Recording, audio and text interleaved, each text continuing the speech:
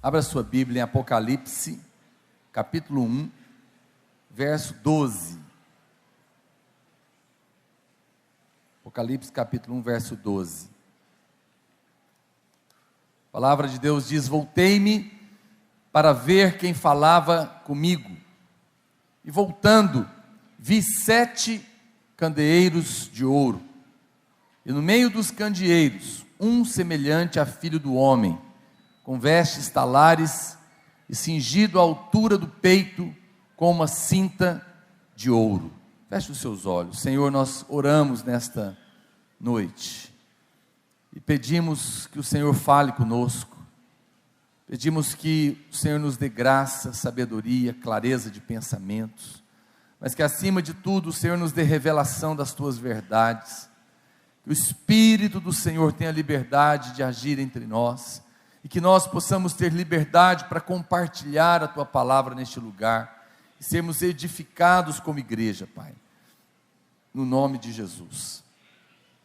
Irmãos, essa conferência, o nosso desejo principal é que aqueles que ainda não conhecem a Deus, e até mesmo o mundo, não é, que não vai estar presente lá, de alguma maneira também possa ver a Deus, conhecer o Senhor. E nós vamos nos reunir lá, mas também a nossa rádio vai transmitir ao vivo. São 25 profissionais que vão estar trabalhando todo o tempo. Eu até recomendo que você leve um radinho ou um celular que tenha rádio, porque você está no estádio, mas ao mesmo tempo você pode estar ouvindo entrevistas, bastidores, informações. Enriquece muito a conferência para quem está ligado no rádio também. Você vai participar de outras coisas que acontecem ali, caravanas, entrevistas, testemunhos que vão estar acontecendo. Também quero dizer para os irmãos que o portal da Rede Globo, G1, vai transmitir ao vivo às 10 horas de conferência para o mundo inteiro, em alta resolução. Então, os irmãos que não puderam vir de outros estados, divulguem para eles assistirem. Já tem muitas igrejas se organizando fora do estado de Goiás para assistirem. Então vão estar lá com a gente e com certeza vai ser uma grande bênção a participação dos irmãos. E é sobre isso que eu quero começar a falar. Veja, nesse texto, então eu acredito que através dessas mídias, não é? Desses canais, eu acredito que milhares de pessoas no mundo inteiro vão poder ouvir a palavra que vai ser ministrada e pelo menos de algum ponto perceber um pouco da presença de Deus ali, serem alcançadas pelo poder de Deus. Amanhã nós não vamos estar compartilhando a palavra apenas com 55 mil irmãos. Vamos inverter, em vez da gente achar que é muito, vamos dizer apenas, porque eu acredito que milhares e milhares e milhares, de dezenas de milhares, e quizá centenas de milhares no mundo inteiro, através da internet, do rádio, vão poder também ouvir o Evangelho. Isso é tremendo, e é o que está no nosso coração. Mas olhando aqui para esse texto que eu li, a gente percebe algo. Aqui em Apocalipse, João, a Bíblia fala que ele ouviu a voz do que falava com ele, mas quando ele se voltou para ver quem era, a Bíblia diz que ele viu os 7 candeeiros de ouro. Ele não viu a Cristo em primeiro lugar. A Bíblia fala que quando ele olhou, ele viu os 7 candeeiros, depois ele viu a Cristo. Isso é uma coisa preciosa. Ele viu Cristo andando no meio dos candeeiros. Isso é uma coisa preciosa, porque essa visão de João nos mostra claramente que quando o mundo olha, tentando ver a Deus, tentando ver a Cristo, ouvir a sua voz, primeiro eles veem a igreja, os candeeiros. É na nossa vida, é no nosso meio que eles vão encontrar Cristo. É na vida da igreja que se verá a Deus. Se a igreja não expressa a glória de Deus, o mundo não pode ver a Deus. A igreja, esse povo maravilhoso, vivendo nessa profunda aliança, nascidos de novo, apaixonados por Jesus, é que vão mostrar o Senhor. Amanhã, eu creio que no nosso meio, as pessoas que estiverem ali, de uma maneira sobrenatural, olhando para o povo de Deus, adorando, exaltando o nome do Senhor, orando por elas, estando juntos, poderão ter uma experiência genuína com Jesus. Nós estamos vivendo dias especiais no nosso país e no mundo também. E a Bíblia fala que, mesmo que eventualmente nós olhamos, às vezes até mesmo para a igreja, em muitos lugares, às vezes ficamos tristes com alguma coisa, nós sabemos e cremos que sempre haverá 7.000 que não se dobram, que não se dobraram diante de Baal, que estão ali para realmente trazer o fogo do céu para a terra, para trazer a glória de Deus. Nós cremos nisso, e nós cremos que o Senhor está fazendo isso no nosso meio. Eu, olhando para os acontecimentos, a gente percebe claramente aqui no nosso país que existe uma profunda insatisfação no coração das pessoas. Nós vimos isso no ano passado, naquelas muitas passeatas que existiram, muitas manifestações, até algumas delas violentas, e a gente percebe nas pesquisas, lendo as revistas, os jornais, que existe uma profunda insatisfação e até desesperança no coração do homem que não conhece a Deus. E isso nos fala que algo está preparado para um momento oportuno, para que a igreja se levante e possa mostrar a Cristo.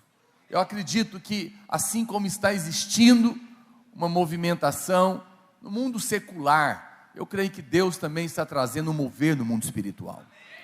Porque a resposta que as pessoas precisam, ao contrário do que se imagina, não é na verdade nenhum político, é a igreja, é Cristo na igreja, no meio do seu povo. A igreja é a resposta hoje para o mundo caído. Não há salvação fora de Cristo, não há esperança fora do meio da vida da igreja, não há resposta. A Bíblia diz claramente que Jesus é o caminho, a verdade e a vida. E eu acredito que esses são dias onde Deus quer derramar da sua glória no meio dessa geração caída. E esse quadro que está armado, ele fala de que coisas estão se alinhando e que nos dão oportunidade de falar do Evangelho.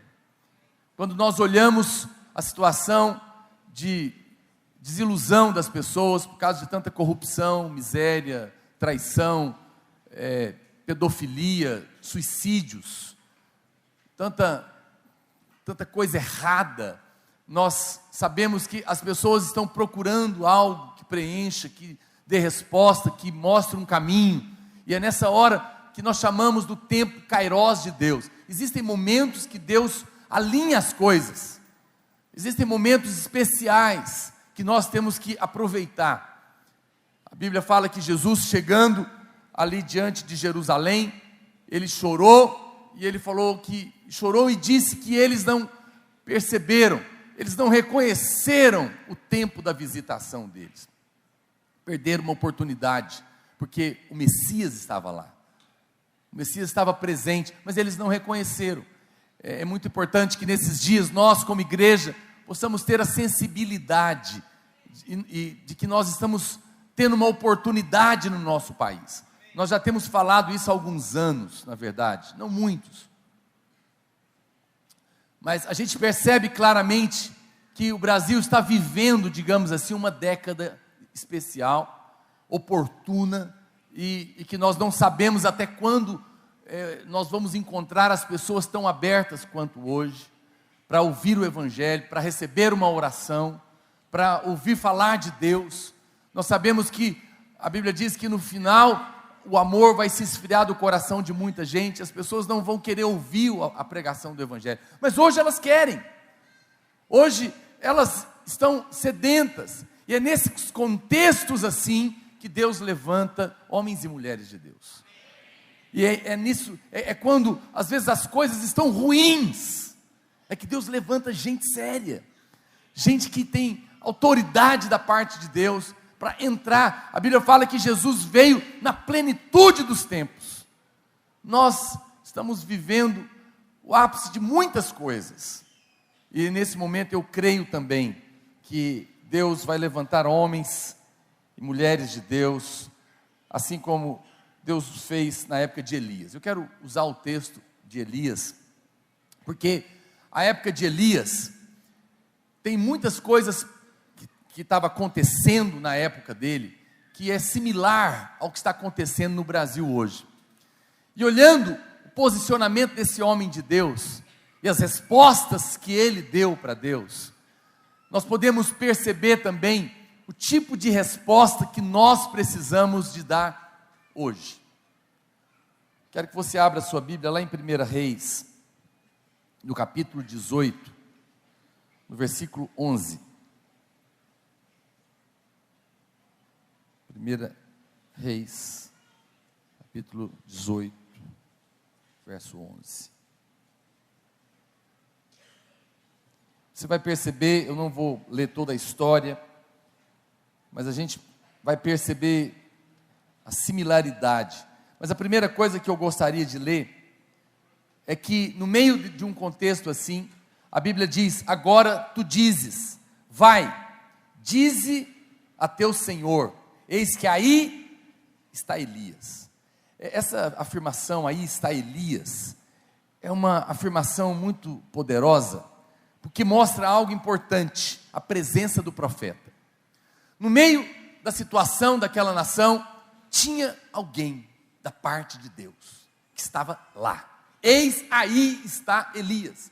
Elias estava envolvido no contexto da sua época, da sua sociedade. Ele estava lá, ele estava participando daquela história. Ele estava no meio dos problemas, dos conflitos daqueles dias. Ele conhecia as realidades. Ele sabia do que estava acontecendo, ele não estava alienado às coisas que estavam acontecendo ao seu redor, na sua nação. Ele sabia que havia corrupção, ele sabia que outros homens chamados profetas estavam negociando com políticos, ele sabia que havia prostituição, idolatria, muita coisa errada, mas a Bíblia fala que Elias não falou: eu vou mudar para os Estados Unidos, aqui está tão ruim, aqui tem tanta violência, aqui tem tanta corrupção, vou procurar um lugar, talvez, não sei se lá, talvez outros lugares melhores que aqui. Não, Deus não nos chamou para ir embora, Deus nos chamou para estarmos aqui como homens e mulheres de Deus. Essa é a primeira coisa que eu quero te dizer nessa noite. Eu creio que Deus está levantando, aqui está um exército de líderes, de homens e mulheres de Deus. Deus está chamando um povo para estar presente em dias ruins, dias de dor, dias de sofrimento, dias de guerra, de rumores de guerra, dias de pestes. São dias assim que Deus precisa de gente que está presente, não gente que se esconde, não gente que está envolvido apenas com as suas próprias coisas. Eu não vou ler, mas se você estiver anotando, posso te dar algumas referências. Naquela ocasião de Elias, havia divisão política. Você pode ler em 1 Reis 16, 21. No verso 25 do capítulo 16, você vai ver que haviam maus governos. No verso 29 até o 31, você vai ver que havia ali uma sucessão de poder completamente fora dos padrões de Deus. No verso 34, você vai perceber que era um tempo em que as maldições estavam se cumprindo, e não as bênçãos.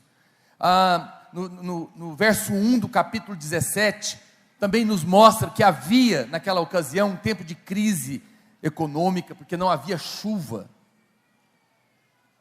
Também havia fome, no verso 2 do capítulo 18 mostra isso, um caos nacional. No verso 5, a gente percebe que havia também uma crise do valor da vida humana, animais valiam mais que gente, igual hoje, a gente percebe, sabe, homens matam outros e às vezes estão aí, muitos deles não são presos, mas matam um urubu para você ver, corta uma árvore, da cadeia, mais do que matar gente. Não é incrível? Como que se parecem os dias. No capítulo 21, verso 8, você vai encontrar que a religião era manipulada em favor de governos, de governantes políticos. No capítulo 22, no verso 10, você vai perceber que a religião não era para confrontar políticos, mas eram para fazer acordos, para agradar. E havia uma crise moral também no meio da igreja, né? Não era do povo de Israel, na verdade. E essa é uma conexão muito interessante, porque se você olhar para hoje, tem muita coisa parecida. Nós vivemos no Brasil uma crise, por exemplo, social e econômica. Nós sabemos que nunca se morreu tanto no nosso país como nos dias de hoje. Violência em níveis epidêmicos, que morre, que mata muito mais do que alguns países em guerra. Nós vivemos também hoje em dia uma crise institucional. Nós temos problemas terríveis de corrupção, que eu posso dizer tantas aqui que eu numerei para vocês, que vai desde a máfia dos fiscais, mensalão, sanguessuga, Sudã, anões do orçamento, e a gente pode ir colocando outras tantas que a gente está colecionando aqui no nosso país. Corrupção. Havia uma crise moral, e nós temos hoje do mesmo jeito: suborno, corrupção, exploração dos bens públicos, empregos fantasmas, promiscuidade dos níveis de Sodoma e Gomorra. Nós estamos vendo idolatria, como naquela época, manifestações de todo tipo, e a gente também vê uma crise no meio da igreja. A gente encontra hoje em tantos lugares assim. Então há uma semelhança, mas nesse contexto, Elias se levanta e se posiciona como um homem de Deus. E o que ele faz? E o que eu penso que nós também precisamos fazer? No momento que Elias está presente, a primeira coisa que ele se coloca e que a gente percebe é que ele era alguém que dependia de Deus no meio da crise. Dependia de Deus. Deus vai usar gente que depende dele. Nós temos ensinado a respeito da graça. A obra que Deus vai fazer, meu irmão, é uma obra de dependência. É de gente que confia na graça de Deus. É de gente que depende de Deus. A Bíblia nos mostra que Elias, nesse momento, ele aparece com coragem para enfrentar os seus inimigos, os inimigos do reino de Deus. Mas ele aparece na dependência de Deus. Ele aprendeu a depender de Deus. Elias estava ali naquele momento, e no capítulo 17, depois você pode ler na sua casa, do verso 1 até o 17, ele é colocado numa situação de total impotência e de dependência de terceiros. Ele estava ali agora, e ele não tinha da onde comer ou beber, e ele é levado, os irmãos conhecem um pouco a história, para a beira de um riacho, e os corvos traziam pão com carne para ele, sanduíche. Elias estava vivendo no meio de uma situação de crise, mas ele tinha que aprender a depender, e Deus estava usando coisas sobrenaturais e também naturais.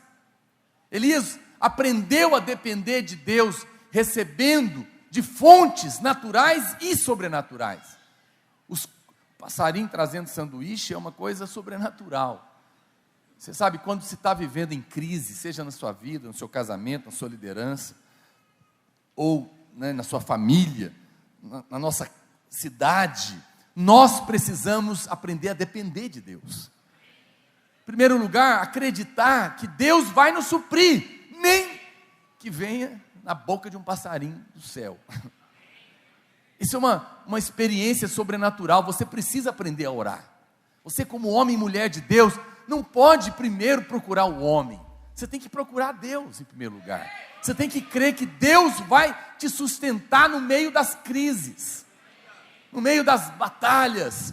Há um sustento sobrenatural de Deus. Há um sustento. Eu fiquei, mas também há um sustento natural, não é? Você vê que havia um riacho ali, ele já estava lá, é algo da natureza, era Deus que estava colocando. Eu estava ouvindo uma entrevista que fizeram com a candidata Marina, que é crente, né, nossa irmã, e eu não sabia, o rapaz ficou insistindo com ela na pergunta, que falaram, olha, é verdade que você, para tomar decisões, você ora e consulta a Bíblia?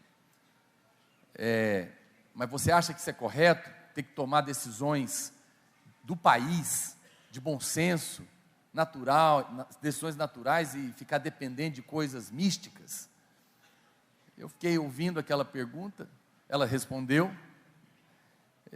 mas eu fiquei pensando como que eu responderia. Eu falo, olha, eu penso que é assim, é essa dependência dupla, natural e espiritual. É isso mesmo, como eu creio que há um Deus soberano, eu vou orar, eu vou pedir a Deus sabedoria, eu vou pedir a Deus graça, eu vou conhecer princípios superiores, e depois eu desço do monte, e com todo bom senso, eu lido com as coisas naturais, na dependência de Deus. É assim que funciona, é assim que tem que ser, né? Nós precisamos aprender a ter essa dependência de Deus, no sobrenatural, mas sem ignorar o riacho que já está correndo do seu lado, que é aquela pergunta que Deus faz para Moisés, não é? Eu vou abrir o mar, sobrenatural, com o quê? Com o que está na sua mão, um pedaço de pau. Eu vou te usar, como Deus? Através da minha unção e do meu espírito. De que maneira? Na porta que eu já abri para você, aí na sua escola, aí no seu trabalho, da maneira que você é, com o que você tem nas suas mãos é que eu vou te usar. Veja, é uma dependência de Deus. Agora, quem depende de Deus, precisa aprender que andar com Deus exige mobilização. A Bíblia fala que chegou um momento que o riacho secou.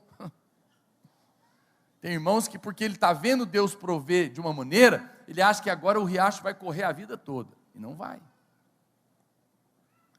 A Bíblia diz que o riacho em algum momento seca, e quando ele secou, a Bíblia fala que Elias se moveu.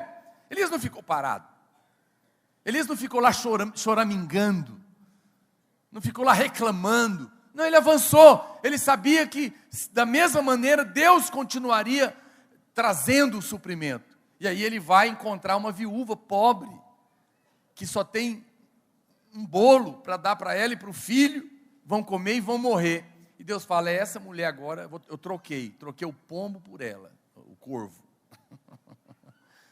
e o riacho. Deus mudou o mantenedor, Deus mudou o suprimento, mas às vezes a gente não imagina da onde que Deus vai trazer, da onde que Deus vai vai cuidar de nós no meio de crises, não é? Às vezes Deus usa pessoas que a gente não imagina, da onde que poderia ser algo como aquela mulher, mas foi ali que Deus queria ensinar algo para ele, Deus queria continuar ensinando Elias, por confronto que viria ali na frente, quando ele teria que se confrontar com os profetas de Baal, e enfrentar um grande desafio espiritual, né, no mundo espiritual, com demônios e tudo mais, que traria a resposta de Deus. E a Bíblia fala que a coisa já estava ruim, para piorar, o filho da mulher morreu. Elias comeu a comida, mas agora ele tem uma outra situação, o menino morreu. Veja, às vezes nós estamos envolvendo na liderança, né, da igreja, você é um líder de célula, você é um discipulador, você é um pastor, você é um líder na igreja, na cidade, existe crise, existem situações, e você então entende que você precisa de orar, você precisa depender de Deus, mas você também percebe as coisas naturais que Deus está colocando ali ao seu alcance. Eu creio que Deus, nós temos lidado dessa maneira, nós temos procurado depender de Deus, irmão, sabe quanto nós oramos, jejuamos, nos preparando para essa conferência, mas eu percebo que por outro lado, Deus também tem mandado aí, não é, o riacho, Ele nos manda ferramentas, Ele abre portas da internet, que agora nos possibilita pregar para o mundo inteiro, não é? Ele abre portas no rádio, Ele nos dá outras coisas que são naturais, que nos supre, Ele manda as finanças de outras maneiras também, mas isso não é o suficiente. Há momentos que a coisa piora, há momentos que o menino morre, e aí Elias tem que aprender algo da parte de Deus, e que nós também. Se você quer ser alguém usado por Deus na sua geração, você tem que aprender a orar por coisas impossíveis. Você não pode apenas depender de Deus no sobrenatural e no natural, mas você também vai ter que aprender a orar por coisas impossíveis. Elias tinha duas opções: ou ele enterrava o menino, ou ele deitava em cima dele. E a Bíblia fala que ele deitou em cima do defunto, né? E um milagre aconteceu. Eu fico vendo alguns irmãos que desistem tão fácil. Aí eu tentei, pastor, mas agora eu tentei de tudo. Mas paciência, fazer o quê, né? Não tem mais jeito. Mas como não tem mais jeito? E o impossível? Você não contou com essa possibilidade? O que você acha que é fé? É a certeza das coisas que se esperam e a convicção de fatos que eu ainda não estou vendo. Ou até que está se dizendo o contrário para mim. Você não pode, se nós vamos tomar as nossas cidades para Jesus, se nós vamos conquistar essa nação, nós precisamos ser um povo que crê no impossível, que ora por coisa impossível. Na última campanha de jejum da igreja, nós fizemos um desafio. Nós entregamos uma fichinha para os irmãos, aqui em Goiânia, que era para pedidos pessoais, mas tinha uma condição: só podia colocar coisa impossível. Porque se eu confio na graça de Deus, então eu posso pedir coisas impossíveis. Eu posso orar por coisas impossíveis. Eu posso crer que aquele pai, aquela mãe, aquele irmão, aquele patrão, que aos seus olhos é impossível de se converter, se converta. Eu posso crer que Paulos vão cair do cavalo. Eu posso crer que casamentos impossíveis aos olhos humanos serão restaurados. Células vão romper, vão se multiplicar. Eu posso crer que salas de aula serão alcançadas. Ah, pastor, mas ninguém nunca fez. É verdade, ninguém nunca fez, mas Deus pode fazer. Nós não vamos tocar uma geração com mediocridade, irmãos. Não, eu quero desafiar você a partir dessa conferência a ter fé para coisas impossíveis, coisas grandes, a ser exagerado em Deus, para pedir para Deus, para orar, para profetizar. Todas as vezes eu sou desafiado, todo ano a gente prepara a conferência, e eu sou forçado em Deus a manter a minha fé, porque todo tempo chega notícias, todo tempo o diabo quer dizer, não vai, o povo não vai não, as coisas não vão. Senhor, eu apenas olho para o Senhor. Eu sou seu servo, essa obra não é minha. Eu estou aqui para servir o Senhor. Meu desejo é que o Senhor alcance as vidas, que a unção do Senhor venha, que a igreja seja edificada. Para o Senhor não custa nada. Sabe de uma coisa? Eu aprendi algo. É só você mover a arca, que ela atrai o povo. É Deus que opera o querer, o realizar. Mova em Deus. Creia no impossível. Ninguém nunca tinha matado gigante, até Davi crê no impossível, com uma pedrada na testa, e depois você vai ver que muitos outros matadores apareceram, mas alguém primeiro teve que crer no impossível. Os irmãos sabem que os radicais livres têm crescido assim. Nós temos esse evento, por exemplo, nós temos crido, cada passo que nós damos, e o Senhor é que tem nos honrado e abençoado. Amém, irmãos? Então é importante que você creia. Agora, Deus vai usar você para orar por essas coisas. Orar por tudo. Orar por coisas impossíveis.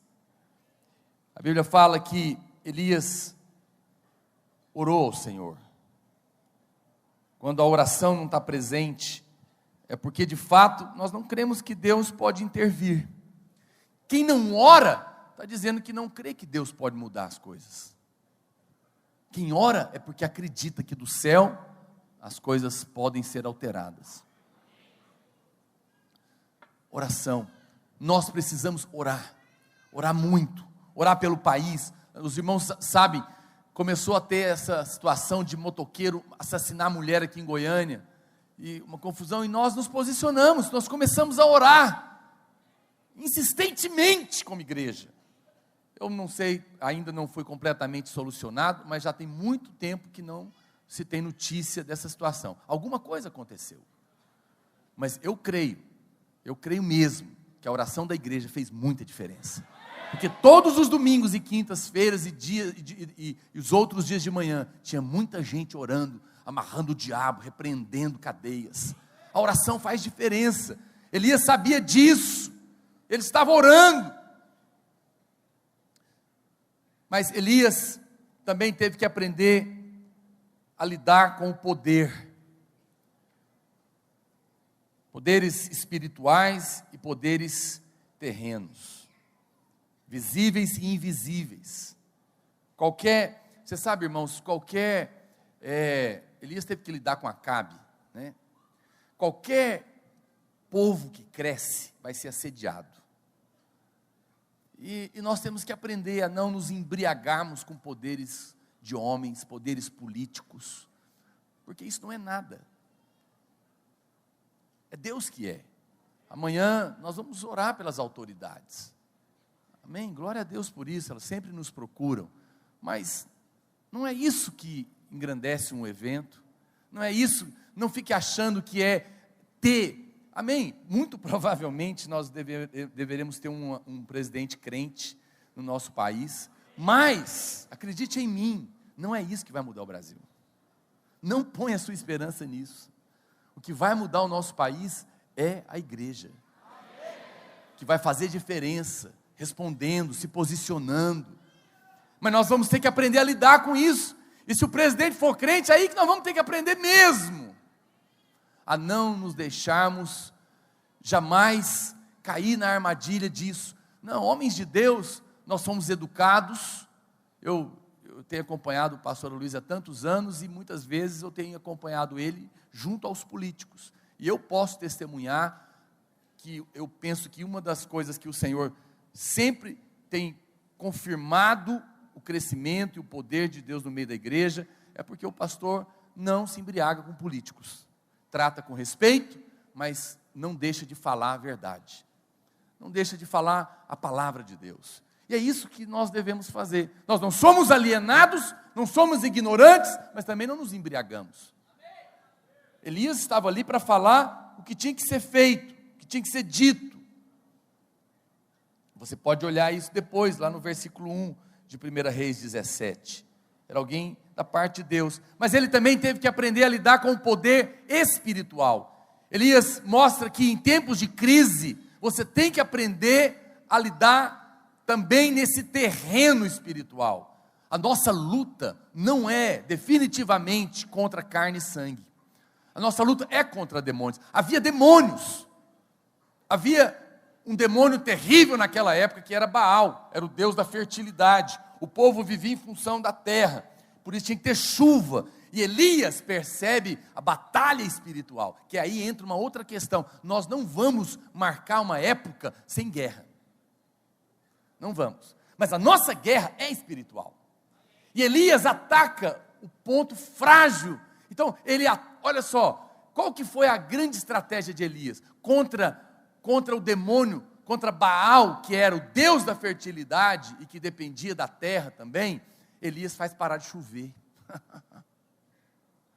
Ele confronta aquele espírito no ponto central. Ele ataca. Ele sabe que para que o reino, para que o Senhor, a vontade de Deus se estabelecesse, ele tinha que se levantar e enfrentar o mundo espiritual. Ninguém, olha para cá, meu irmão, ninguém pode fazer diferença numa geração sem confrontar o mundo espiritual. Você não tem problema, você fica achando que você tem problema com seu pai, com a sua mãe, com o seu patrão, ou com isso, com aquilo. Não, nossos problemas são demônios. Nós temos que nos levantar contra demônios, nós temos que orar, nós temos que nos posicionar, nós temos que jejuar, porque eles vão cair, porque a Bíblia diz que nós temos autoridade sobre todo o poder das trevas, e nada, absolutamente nada, pode nos causar dano algum. Nós temos autoridade para amarrar e desamarrar, para ligar e desligar. E nós, como igreja, precisamos de ter essa santa ousadia e nos posicionarmos. Elias então confronta esses espíritos com duas armas. Primeiro, Elias, no capítulo 18 de 1 Reis, verso 21, olha o que ele fala. Então Elias se chegou a todo o povo e disse: até quando cocheareis entre dois pensamentos? Se o Senhor é Deus, segui-o. Se é Baal, segui-o. Porém o povo nada lhe respondeu. Diga assim: o povo não respondeu. Elias pregou. Veja, Elias está confrontando o mundo espiritual. Mas agora ele começa a introduzir um ponto aqui. Ele começa a falar. Ele começa a pregar.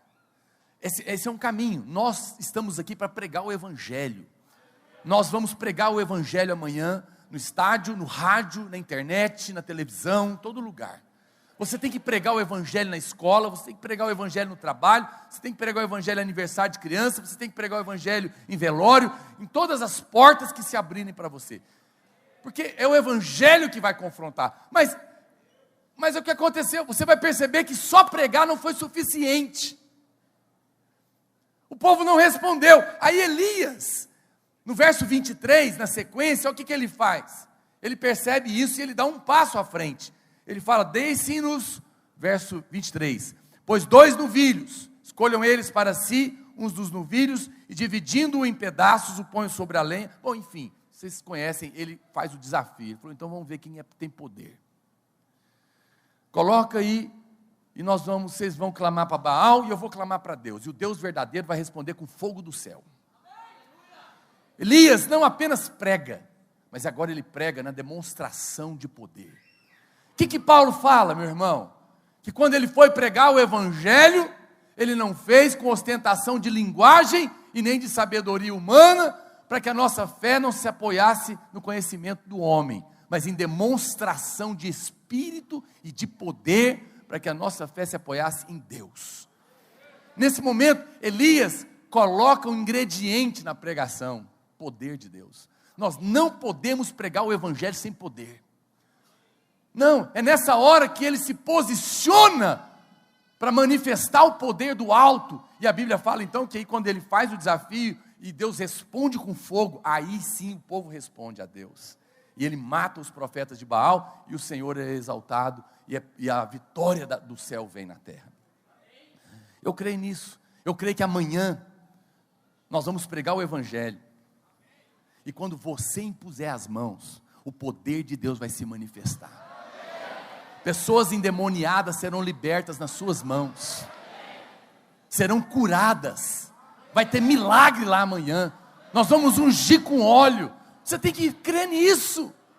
Você tem que crer nisso. Eu me lembro no começo da videira, éramos eu e o pastor Aloísio, no escritório que tinha ali, numa casa, e eu me lembro que um conhecido meu trouxe um grande estilista, na época ele era famoso, agora ele já morreu, ele estava com AIDS, mas ele não cria em Deus, mas mesmo assim, por insistência da família, estava muito ruim, ele aceitou vir para a gente conversar. E eu preguei para ele, talvez quase 1 hora, mas ele não aceitou.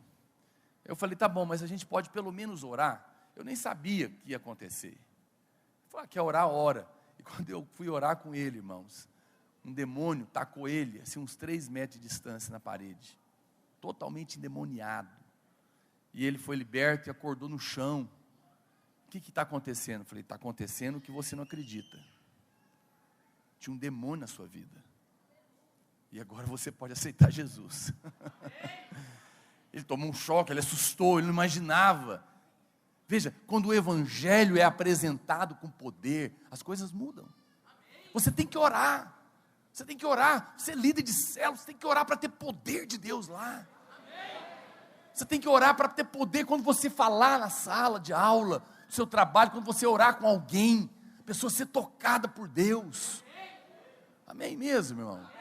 Essa é a posição, é essa maneira que nós vamos também avançar com o reino de Deus nessa época. Para encerrar, quero pedir até para alguém subir aqui.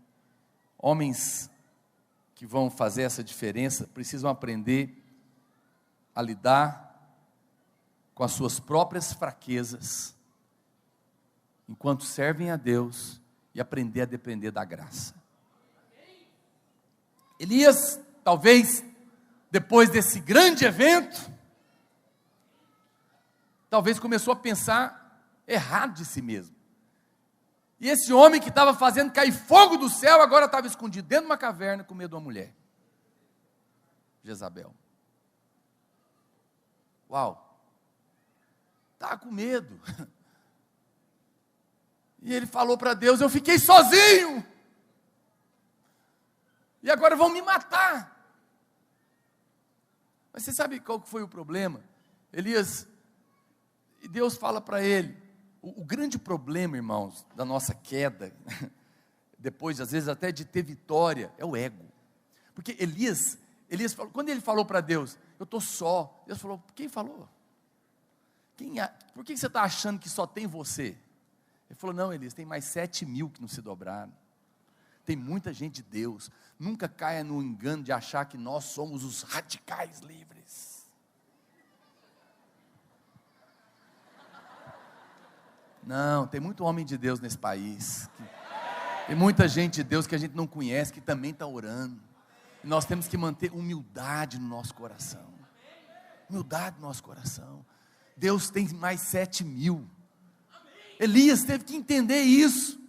Elias teve que entender que não era assim. Ele falou: eu sou o menor da casa do meu pai. Quem está falando de menor ou maior, Elias? Esquece você. Olha para Cristo. Para de achar que é pequeno ou grande. Apenas confie na graça de Deus. E Deus, então, para tirar Elias dali, dá uma experiência final, que eu penso que todos nós, que queremos também fazer história, não apenas temos que ter um coração humilde, mas temos que entender uma coisa: olha para cá. Nunca pense que você já conhece completamente a Deus. Elias pede para ver o Senhor. E a Bíblia fala que Deus conduz ele a um lugar, e de repente vem um furacão. Elias estava acostumado com coisas poderosas, fogo do céu, o negócio lambia água. Ele falou: Deus vai estar aqui. Deus não estava no furacão, Deus não estava no vendaval, Deus não estava no raio. Era a maneira que Elias conhecia a Deus. Mas a Bíblia fala que quando veio um cicio suave, Deus estava lá. Deus estava querendo dizer para Elias: Elias, você precisa continuar me conhecendo. É à medida que nós conhecemos a Deus, que nós somos transformados. À medida que nós conhecemos a Deus, é que nós podemos também ser usados por Deus, para tocar essa geração, para mostrar Cristo. Todos os dias, nós precisamos de nos colocar à porta da caverna, né? Falar: Deus, eu quero conhecer mais do Senhor. Eu sei que o Senhor tem tantos homens nessa cidade, nesse país. Eu quero fazer parte desse mover. Eu quero aprender a depender do Senhor. Eu quero aprender a orar por coisas impossíveis. Eu quero aprender a crer por coisas grandes. Eu quero pregar o Evangelho em demonstração do Espírito de poder. Eu quero avançar para fazer batalha espiritual. Mas eu quero guardar um coração humilde, sabendo que a cada dia eu preciso continuar conhecendo o Senhor. E é dessa maneira que nós vamos confrontar o mundo espiritual e vamos manifestar o reino de Deus nos dias oportunos que nós estamos vivendo no nosso país. Fique de pé onde você está. Eu gostaria de orar por você.